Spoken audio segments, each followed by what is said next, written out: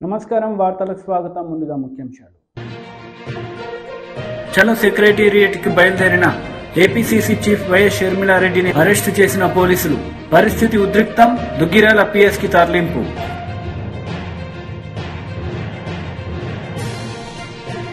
కాంగ్రెస్ నేత Jaggareddy press meet పలు అంశాలపై వివరణ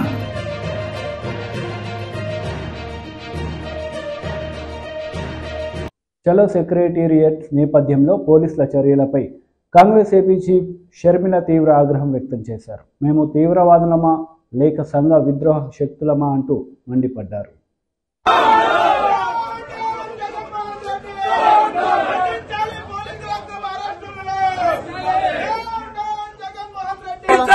రాజశేఖర రెడ్డి గారి ఆత్మ ఎలా తీసుకుంటారు?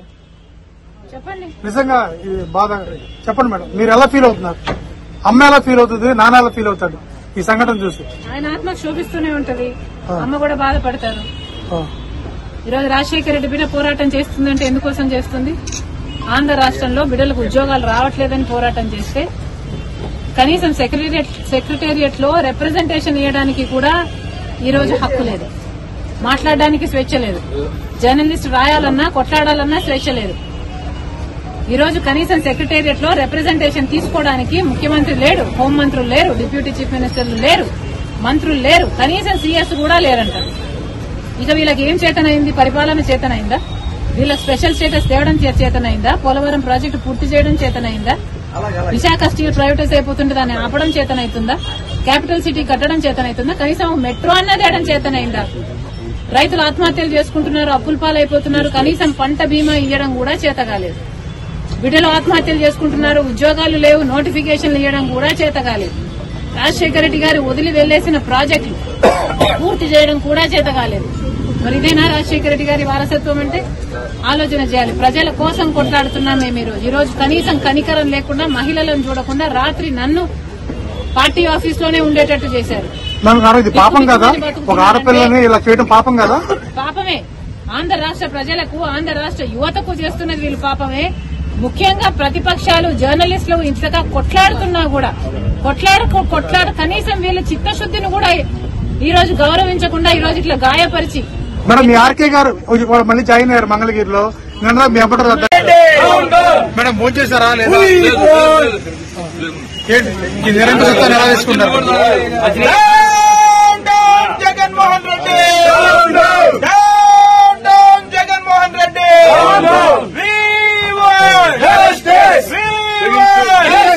పోలీసుల దౌర్జన్యం. మేడం, రాజశేఖర రెడ్డి గారి ఆత్మ రాజశేఖర రెడ్డి గారి ఆత్మ ఎలా తీసుకుంటారు? చెప్పండి. నిజంగా ఇది బాధ. చెప్పండి మేడం, మీరు ఎలా ఫీల్ అవుతున్నారు? అమ్మ ఎలా ఫీల్ అవుతుంది, నాన్న ఎలా ఫీల్ అవుతాడు ఈ సంఘటన చూసి? ఆయన ఆత్మ శోభిస్తూనే ఉంటది, అమ్మ కూడా బాధపడతారు. ఈరోజు రాజశేఖర రెడ్డి బిడ్డ పోరాటం చేస్తుందంటే ఎందుకోసం చేస్తుంది? ఆంధ్ర రాష్ట్రంలో బిడ్డలకు ఉద్యోగాలు రావట్లేదని పోరాటం చేస్తే కనీసం సెక్రటేరియట్ లో రిప్రజెంటేషన్ ఇవ్వడానికి కూడా ఈ రోజు హక్కు లేదు, మాట్లాడడానికి స్వేచ్ఛ లేదు, జర్నలిస్ట్ రాయాలన్నా కొట్లాడాలన్నా స్వేచ్ఛ లేదు. ఈ రోజు కనీసం సెక్రటేరియట్ లో రిప్రజెంటేషన్ తీసుకోవడానికి ముఖ్యమంత్రి లేడు, హోంమంత్రులు లేరు, డిప్యూటీ చీఫ్ మినిస్టర్లు లేరు, మంత్రులు లేరు, కనీసం సీఎస్ కూడా లేరంటారు. ఇక వీళ్ళకి ఏం చేతనైంది? పరిపాలన చేతనైందా? వీళ్ళకి స్పెషల్ స్టేటస్ తేవడం చేతనైందా? పోలవరం ప్రాజెక్టు పూర్తి చేయడం చేతనైందా? విశాఖ స్టీల్ ప్రైవేటైజ్ అయిపోతుంటే దాన్ని ఆపడం చేతనైతుందా? క్యాపిటల్ సిటీ కట్టడం చేతనైతుందా? కనీసం మెట్రో అన్న తేయడం చేతనైందా? రైతులు ఆత్మహత్యలు చేసుకుంటున్నారు, అప్పుల పాలైపోతున్నారు, కనీసం పంట బీమా ఇవ్వడం కూడా చేతగాలేదు. బిడ్డలు ఆత్మహత్యలు చేసుకుంటున్నారు, ఉద్యోగాలు లేవు, నోటిఫికేషన్లు ఇవ్వడం కూడా చేతగాలేదు. రాజశేఖర రెడ్డి గారు వదిలి వెళ్లేసిన ప్రాజెక్టులు పూర్తి చేయడం కూడా చేతగాలేదు. మరి ఇదేనా రాజశేఖర రెడ్డి గారి వారసత్వం అంటే? ఆలోచన చేయాలి. ప్రజల కోసం కొట్లాడుతున్నాం మేము. ఈ రోజు కనీసం కనికరం లేకుండా, మహిళలను చూడకుండా రాత్రి నన్ను పార్టీ ఆఫీస్ లోనే ఉండేటట్టు చేశారు. ఇది పాపం కదా? ఒక ఆడపిల్లని ఇలా చేయడం పాపం కదా? పాపమే. ఆంధ్ర రాష్ట్ర ప్రజలకు, ఆంధ్ర రాష్ట్ర యువతకు చేస్తున్నది వీళ్ళు పాపమే. ముఖ్యంగా ప్రతిపక్షాలు, జర్నలిస్టులు ఇంతగా కొట్లాడుతున్నా కూడా కొట్లాడ కనీసం వీళ్ళ చిత్తశుద్ధిని కూడా ఈ రోజు గౌరవించకుండా ఈ రోజు ఇట్లా గాయపరిచి. మేడం, మీ ఆర్కే గారు మళ్ళీ జాయిన్ అయ్యారు మంగళగిరిలో. నిన్న మీ అప్పటి ఈ రోజు let's keep it about students. ఈ రోజు యువత గురించి మాట్లాడదాం. రేపు రండి, రేపు అడగండి, రేపు చెప్తాం. కానీ ఈ రోజు 2,30,000 ఉద్యోగాలు ఇస్తామని చెప్పి ఇయ్యలేదు. జాబ్ క్యాలెండర్ ఇస్తామని చెప్పి ఇయ్యలేదు. 23,000 మెగా డిఎస్సీ అని చెప్పి ఈ రోజు దగా డిఎస్సీ 6,000 ఇచ్చారు. అది కూడా 26 రోజులు టైం ఉండగా ఇచ్చారు. పిల్లలు ఎలా ప్రిపేర్ అవ్వాలి? అసలు ఈ ప్రభుత్వానికి మనసే లేదు. ఉండను బండను పోలీసులు ఇంకెవరు చేస్తారమ్మా?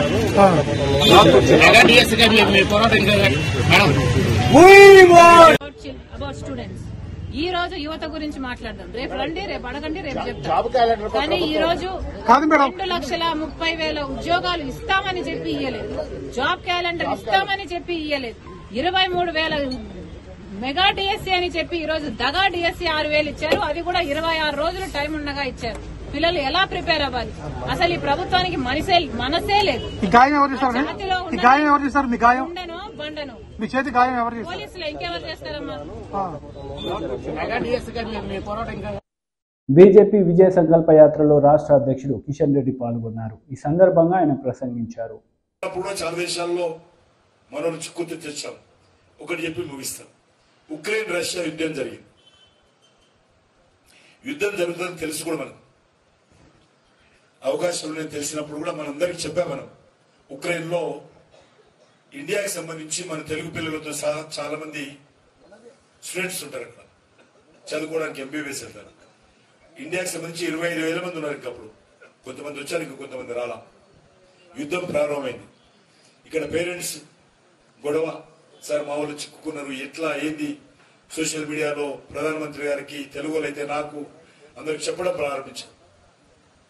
అప్పుడు ప్రధానమంత్రి గారు నిర్ణయం తీసుకొని యుద్ధం చాలా పీక్గా ఉంది, వాళ్ళు బాంబులు వేసుకుంటున్నారు అనేక రకాలుగా.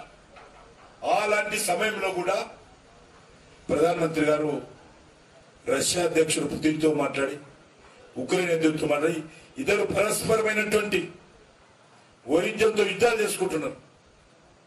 కానీ ఆ రెండు దేశాలను కూడా ఒప్పించి, మీరు ఫలానా రోజు యుద్ధం ఆపాలా, నేను నా భారత పిల్లలను తీసుకుపోతాను, నా దేశానికి సంబంధించిన భారతీయులందరూ నేను షిఫ్ట్ చేసుకుంటా, మీరు యుద్ధం ఆపాలని చెప్పి యుద్ధం ఆపి భారతీయులను ఉక్రెయిన్ తెచ్చినటువంటి ఒక సమర్థవంతమైన నాయకత్వం భారతదేశం. That is the leadership. మన జెండా పట్టుకొని ఎవరు రోడ్డు మీదకి వచ్చినా, టైగర్స్ పట్టుకున్నా, ఎవరు రష్యా కూడా ఏమనేది కాదు, ఉక్రెయిన్ కూడా ఏమనేది కాదు. మన జెండా పట్టుకొని మనం వస్తుంటే అనేక దేశాలకు సంబంధించినటువంటి వాళ్ళు, ఉక్రెయిన్ లో ఉన్నటువంటి వాళ్ళు, అమెరికా వాళ్ళు, యూకే వాళ్ళు, ఈవెన్ పాకిస్తాన్ వాళ్ళు, సింగపూర్ వాళ్ళు అందరూ కూడా భారత్ మాత జయనుకుంటూ 3 రంగుల జెండా పట్టుకొని మనతో పాటు మధ్యలో వచ్చారు. ఇండియాకు వచ్చినాక వాళ్ళందరూ కూడా మళ్ళీ మనం వాళ్ళకు హైదరాబాద్, ఢిల్లీ వచ్చినాక అలా గోటాలలో పెట్టి, మళ్ళీ విమానాలు ఇచ్చి, మళ్ళీ వాళ్ళందరూ కూడా వాళ్ళ దేశాలకు పంపించినటువంటి ఒక మానవతతో కూడినటువంటి ప్రభుత్వము భారత ప్రభుత్వము, సమర్థవంతమైన నాయకత్వం మనం చేస్తాం. కాబట్టి మీ అందరినీ కోరుతా ఉన్నాను, ఈరోజు దేశంలో అన్ని రంగాలలో కూడా ముందుకెళ్తా ఉన్నాం, ఇంకా వెళ్లాల్సింది. ఎందుకంటే మన దేశం స్వాతంత్రం వచ్చిన తర్వాత ఏ దిశలోనైతే ప్రయాణించాలో ప్రయాణించలేదు. ఈరోజు కూడా ఓటు బ్యాంక్ రాజకీయాలు, ఓట్ల కోసమే రాజకీయాలు చేస్తున్నారు తప్ప మన భవిష్యత్తు కోసము, మన పిల్లల భవిష్యత్తు కోసము, మన దేశ భవిష్యత్తు కోసము ఎవ్వరికీ పట్టింపు లేదు. నేను ఈరోజు ముఖ్యమంత్రి ఉంటే చాలు, తర్వాత ఏమైపోయినా పర్లేదు. ఈరోజు నేను ముఖ్యమంత్రి ఉన్నా, రేపు నా కొడుకు వస్తే చాలు, దేశ ప్రజలు ఏమైపోయినా పర్లేదు. మొత్తం ఈరోజు కుటుంబ రాజకీయాలు, అన్ని రాజకీయ పార్టీలు కూడా కుటుంబం చుట్టూ తిరుగుతా ఉన్నాయి. కాబట్టి ఈరోజు ఒక భారతీయ జనతా పార్టీ మాత్రమే ఒక డెమోక్రటిక్ స్టైల్లో పనిచేస్తున్నటువంటి, ఈరోజు బీజేపీకి జగత్ ప్రకాష్ నడ్డా గారు ప్రెసిడెంట్ గా ఉన్నారు, అంతకుముందు అమిత్ షా గారు ఉన్నారు, అంతకుముందు రాజ్నాథ్ సింగ్ గారు ఉన్నారు, అంతకుముందు నితిన్ గడ్కరీ గారు ఉన్నారు. రేపు ఎవరు ప్రెసిడెంట్ అవుతారో మా యొక్క నడ్డా గారి తరఫున భగవంతుడు కూడా తెలియదు, మాకు కూడా తెలియదు ఎవరికి ఎవరు ప్రెసిడెంట్ అవుతారు. కానీ నువ్వు వేరే పార్టీలు ఏ పార్టీని అడిగినా కూడా ఇప్పుడున్న ప్రెసిడెంట్ ఎవరు, నెక్స్ట్ ఎవరు ఉన్నారు, ఆ తర్వాత ఎవరో లైన్ ఎక్కి ఉంటుంది. జలవనరుల శాఖ మంత్రి అంబటి రాంబాబు మీడియా సమావేశం నిర్వహించారు. ఈ సందర్భంగా పలు అంశాలపై ఆయన మాట్లాడారు. ప్రత్యర్థి రాజకీయ పక్షాలు అంటే ప్రధానంగా తెలుగుదేశం, జనసేన ఎన్నికలకు ముందే ఓటమిని అంగీకరించే పరిస్థితికి వచ్చేస్తున్నారు. చాలా చిత్రం. నిన్న మీరు చూశారు, కుప్పంలో నారా చంద్రబాబు నాయుడు గారి సతీమణి, ఎన్టీ రామారావు గారి కుమార్తె, లోకేష్ గారి తల్లి కుప్పంలో ఒక స్టేట్మెంట్ ఇచ్చారు. అది చాలా ఆశ్చర్యకరమైన స్టేట్మెంట్ అని మీరు అనుకుంటున్నారేమో. కాదు, అది అనుకుని ఇచ్చినటువంటి స్టేట్మెంట్. ఎందుకంటే కుప్పంలో నారా చంద్రబాబు నాయుడు గారు ఈసారి ఓడిపోబోతున్నాడు అనేది ఇవాళ మేము చెప్తున్నటువంటి అంశం కాదు. గత సంవత్సరం నుంచి, సంవత్సరం పైచిలుకు నుంచి ఎప్పుడైతే స్థానిక సంస్థల ఎన్నికల్లో వైఎస్ఆర్ కాంగ్రెస్ పార్టీ విజయభేరి మోగించిందో ఆ రోజు నుంచి కూడా ఇంకా కుప్పంలో చంద్రబాబు నాయుడు గారు నిలబడే పరిస్థితి లేదు, నిలబడితే గెలిచే పరిస్థితి లేదు. ఈ విషయాన్ని పెద్దిరెడ్డి గారు చాలా సందర్భాల్లో చెప్పారు, మిథున్ గారు చాలా సందర్భాల్లో చెప్పారు, అక్కడ పోటీ చేయాలనుకుంటున్న ఎమ్మెల్సీగా ఉన్నటువంటి భరత్ అనేక సందర్భాల్లో చెప్పాడు. అంతేకాదు, కుప్పం బ్రాంచ్ కెనాల్కి జగన్మోహన్ రెడ్డి గారి చేతుల మీదుగా కుప్పానికి నీరివ్వబోతున్నాం, సాగునీరివ్వబోతున్నాం, తాగునీరివ్వబోతున్నాం త్వరలోనే, నోటిఫికేషన్కి ముందే. ఇలాంటి రాజకీయ పరిణామాలు చూసిన తర్వాత కుప్పంలో చంద్రబాబు నాయుడు గారి బండారం బయటపడిపోయింది. అంతేకాదు, గతంలో అనేక సందర్భాల్లో కుప్పంలో ఆయన దొంగ ఓట్లు చేర్చుకున్నాడు. ఆ దొంగ ఓట్లతోనే గెలిచేటటువంటి పరిస్థితి వచ్చింది. మొన్న జరిగినటువంటి వెరిఫికేషన్లో సాధ్యమైనంత వరకు కుప్పంలో చేర్చినటువంటి దొంగ ఓట్లన్నీ కూడా తీసి పక్కన పెట్టి జెన్యూన్ ఎన్నిక జరగబోతా ఉన్నది. ఈ జెన్యూన్ ఎన్నికను ఎదుర్కోలేక చంద్రబాబు నాయుడు గారి బండారం అంతా ప్రజలకు తెలిసిపోయిన తర్వాత, మళ్ళా తిరిగి ఆయన ముఖ్యమంత్రి అయ్యే పరిస్థితి లేదని అర్థమైన తర్వాత కుప్పంలో కూడా చంద్రబాబు నాయుడు గారిని ఓడించటానికి ప్రజలు సిద్ధమయ్యారని అన్ని సర్వేలు చెప్పిన తర్వాత నిలబడి ఓడిపోవడం కంటే రెస్ట్ తీసుకోవడం మంచిదనే నిర్ణయానికి చంద్రబాబు నాయుడు గారు వచ్చారని చెప్పడానికి నిన్న భువనేశ్వరి గారు మా వారైనటువంటి నారా చంద్రబాబు నాయుడు గారిని చాలాసార్లు గెలిపించారు, ఇక ఆయన రెస్ట్ తీసుకుంటాడు, నేను పోటీ చేస్తానని చెప్పేటటువంటి పరిస్థితికి వచ్చింది. అంటే ఇది ప్రీ ప్లాన్డ్గా ఒక విధంగా ఓటమిని అంగీకరించేటటువంటి పరిస్థితికి వారు వచ్చారనే విషయాన్ని దయచేసి అందరూ తెలుసుకోవాల్సిందిగా కోరుతూ ఉన్నాను. దీనికి తోడు మొన్న ఎక్కడో అదేది శంఖారామా లోకేష్ గారు మాట్లాడుతాడు శంఖారామంలో మా నాన్న ముసలోడు అంటారా,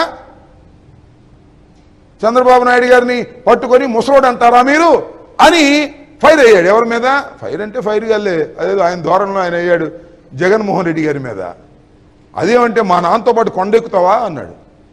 ఇవాళ ఏందయ్యా బాబు, నాకు అర్థం కాలేదు.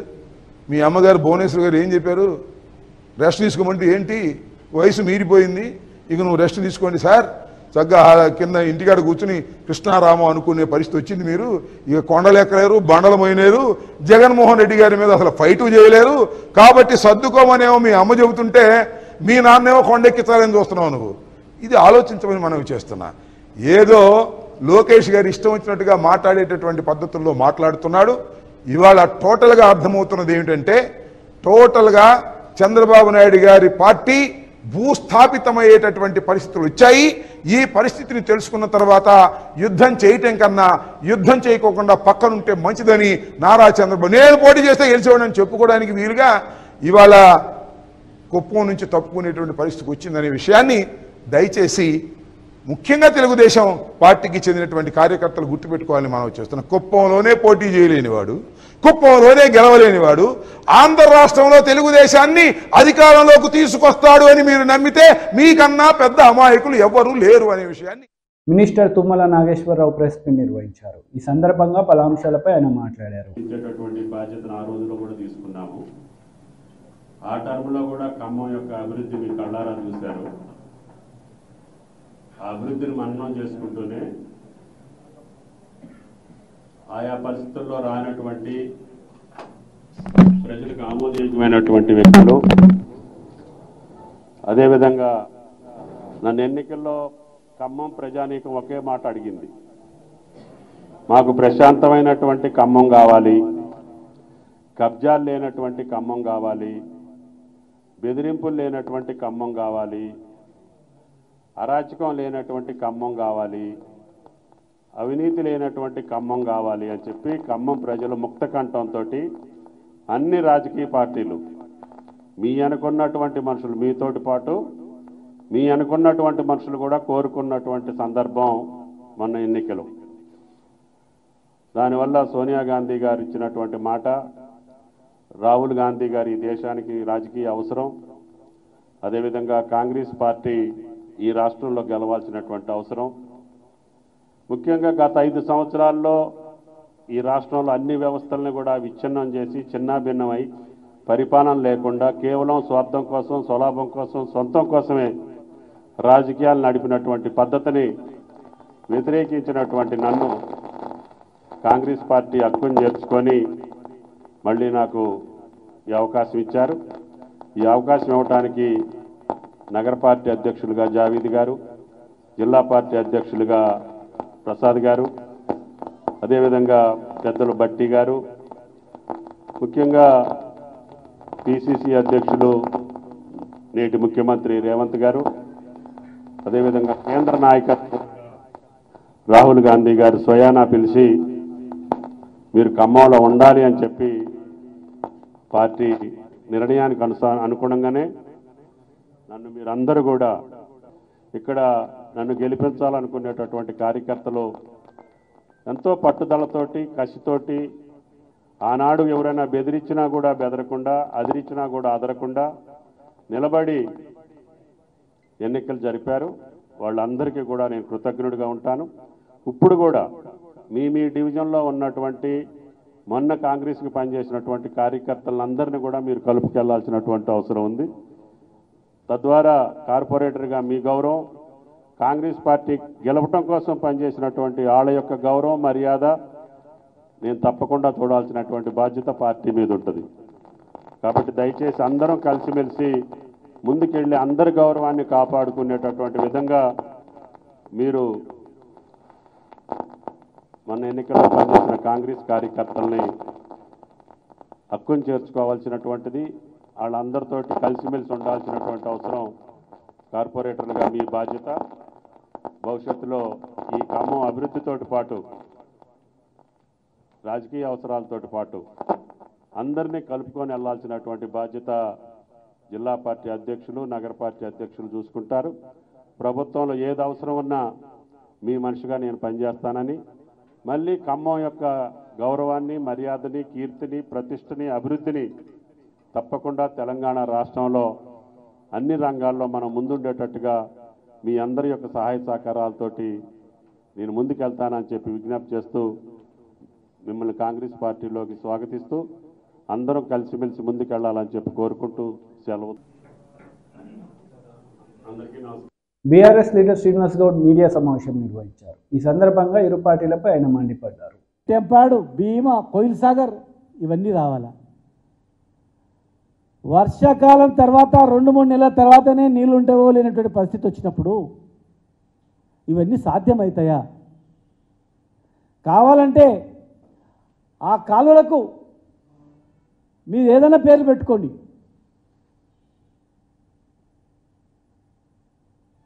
కృష్ణా శ్రీశైలంలో దాదాపు 290 టీఎంసీ నీళ్లు ఉన్నటువంటి శ్రీశైలం ఈరోజు కూడా డెడ్ ఎండ్లో నీళ్ళు ఉన్నాయి.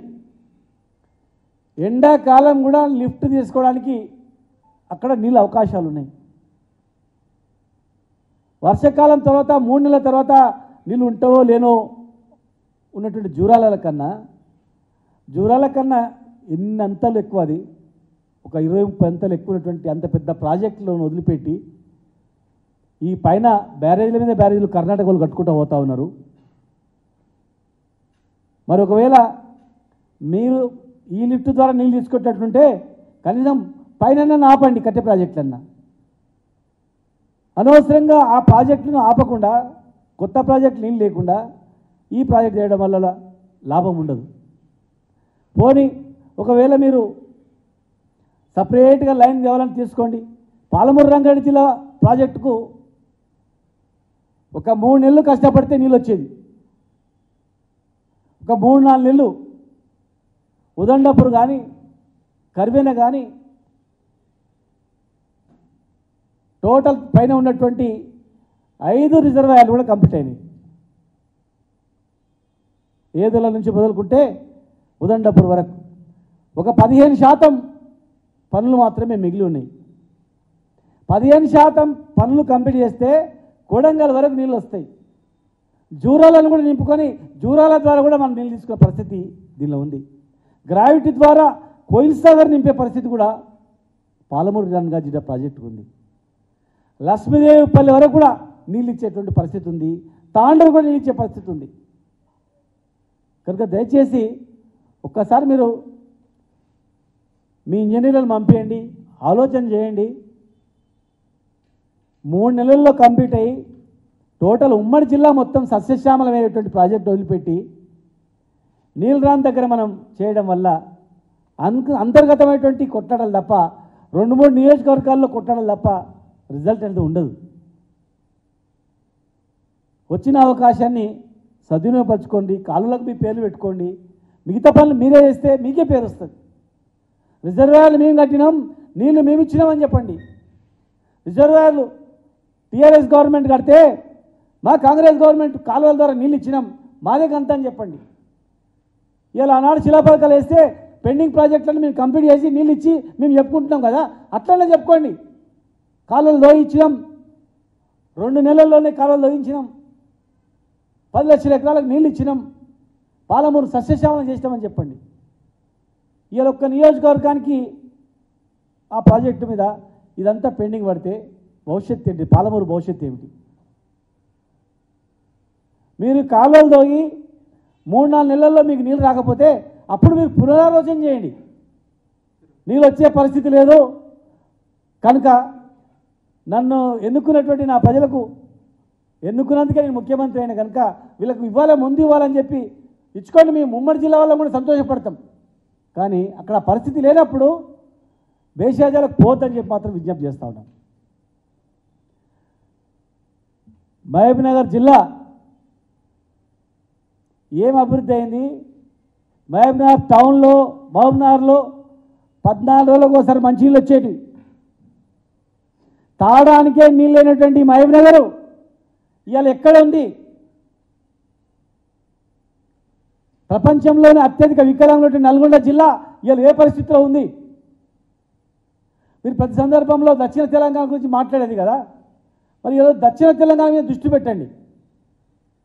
దక్షిణ తెలంగాణ ప్రజల మీద దృష్టి పెట్టండి. అభివృద్ధి మీద మీరు దృష్టి పెట్టండి. వచ్చిన అవకాశాన్ని ఉపయోగించుకొని తెలంగాణను డెవలప్ చేయండి. ముందుగా మహబూబ్నగర్ను పాలమూరు రంగారెడ్డి జిల్లా ప్రాజెక్టును కంప్లీట్ చేయండి. జూరాలమైన ప్రాజెక్టులను కూడా, జూరాల పైన కర్ణాటక గవర్నమెంట్ కట్టే ప్రాజెక్టులను కూడా ఆపండి. ఆ ప్రాజెక్ట్ లేకపోతే, ఆ బ్యారేజ్ లేకపోతే, ఆ లిఫ్ట్ లేకపోతే నీళ్ళు వచ్చే పరిస్థితి ఉండనే ఉండదు. దయచేసి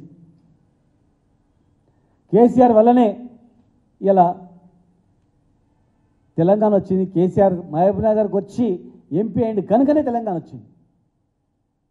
తెలంగాణ వచ్చినందుకే ఈరోజు కాంగ్రెస్ నేత జగ్గారెడ్డి మీడియా సమావేశం నిర్వహించారు. ఈ సందర్భంగా ఇరు పార్టీలపై ఆయన మండిపడ్డారు. వల్ల జరగలేదు, ఎలాంటి ఇబ్బంది కాకుండా సింగిల్ ల్యాండ్ మీద చేసినావు. నాకు చాలా ఐడియా ఉంది. ఇప్పుడున్న పరిస్థితులలో నువ్వైతే చేయగలుగుతావు, నువ్వు చెయ్యాలి అని అప్పుడు ఉత్తమ్ కుమార్ రెడ్డి గారు అడిగితే నేను 2017లో నేను ఆ రోజు పెద్ద ఎత్తున రాహుల్ గాంధీ గారి ఒక సభ ఏర్పాట్లు బ్రహ్మాండంగా పెద్ద ఎత్తున చేసిన, నా నియోజకవర్గంలో ఎంతకైనా మంచిదని ఒక 60-70 వేల మందిని మొబిలైజేషన్ చేసిన. లక్కీ ఏంటంటే మొత్తం రాష్ట్రంలో ఉన్న ఆ సభకు అందరూ రావాలని యావత్తు రాష్ట్రంలో ఉన్న మా కాంగ్రెస్ పార్టీ నాయకులందరూ కూడా రోడ్ల మీదకి వచ్చిర్రు. సంగారెడ్డి సభకు రాహుల్ గాంధీ సభకు వచ్చిర్రు.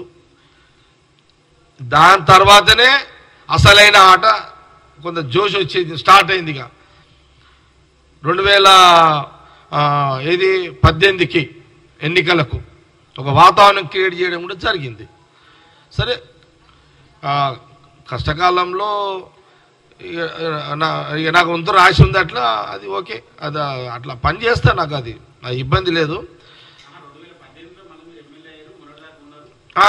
ఓకే, అవునవునవును, లే కరెక్టే రాజు నువ్వు అనేది కూడా. అదే కాకుండా 2018లో నాకు హరీష్ రావు టార్గెట్ పెట్టి జైల్లో వేయించుడు, నేను మళ్ళీ బయటకు వచ్చుడు, గెలిచిన 3 ఏళ్ళు కూడా ఆడుకున్నా. ఏది ఆ ఉమ్మడి జిల్లాలో నేను కూడా హరీష్ తోడు ఆడుకున్నా, మినిస్టరే. దాన్ని హరీష్ రావు తట్టుకోలేకపోయింది. అమ్మ నేను మంత్రి ఉన్నాడే ఒకటి జిల్లాలో ఎమ్మెల్యే, అమ్మ జిల్లాలో నాకు ఎవడు అడ్డం లేడు, అమ్మ అడ్డిపోయిండు, పోలీసు వాళ్ళు వీని కంట్రోల్ చేయలేకపోతుర్రు, పోలీసు వాళ్ళతోటి ఈయన ఇబ్బంది పెట్టాలంటే పోలీసు వాళ్ళని అదరగొడుతున్నాడు, పోలీసు వాళ్ళని తిడుతున్నాడు, పోలీసు వాళ్ళని కూడా అటాక్ చేస్తున్నాడు. ఏదన్నా కార్యక్రమం పెట్టుకుంటే ధన్మని ప్రోటోకాల్ అమ్మ జగ్గారెడ్డి వస్తే ఏం గొడవ అవుతుంది అనే ఒక టెన్షన్ హరీష్ రావుకి. ఇదేం బతుకు అనే హరీష్ రావు ఆ డిస్టర్బెన్స్ అయిపోయాడు మొత్తం. ఇక అంతా పిచ్చోడు అయిపోయి ఏం చేద్దాం అనే దాంట్లో అది ఆ పంచాయతీ పాస్పోర్ట్ కాదు ఇక అందులో అందరూ ఆయన అది తీసుకొచ్చిండు, అరెస్ట్ చేసిండు. ఆ టైంలో ఇంకోటి చేసిన లే రాజు నువ్వు చెప్పినావు, మళ్ళీ ఏంది ఎమ్మెల్సీ ఎలక్షన్స్, ఏది ఉమ్మడి జిల్లాలో కష్టకాలమే కదా. ఏది గెలిచిన తర్వాత గెలిచిన అంటే ఓడగొట్టాలని అప్పుడు బాగా ట్రై చేసిండు. నేను ఆ 3-4 ఏళ్ళు బాగా కష్టపడ్డా, గెలిచిన తర్వాత ఆడికించి ఇక మళ్ళీ కొత్త ఆట స్టార్ట్ అయింది. తర్వాత ఎమ్మెల్సీ ఎలక్షన్లో, ఏది లోకల్ బాడీ ఎమ్మెల్యే ఎలక్షన్లో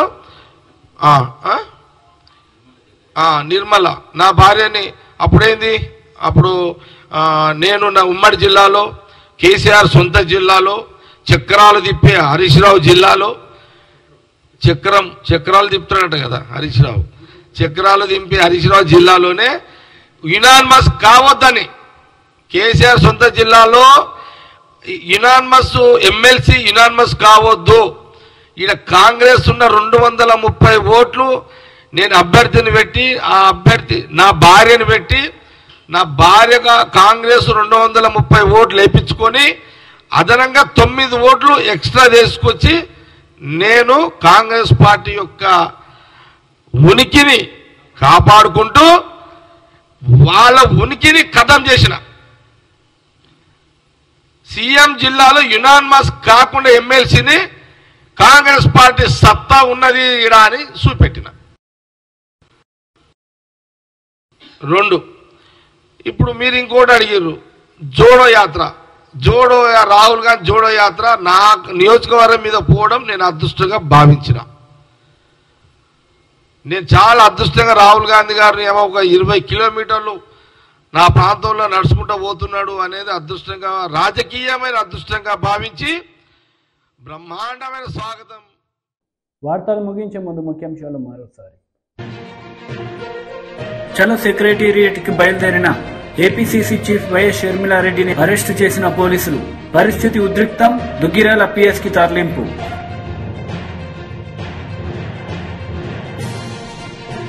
కాంగ్రెస్ నేత జగ్గారెడ్డి ప్రెస్ మీట్, పలు అంశాలపై వివరణ.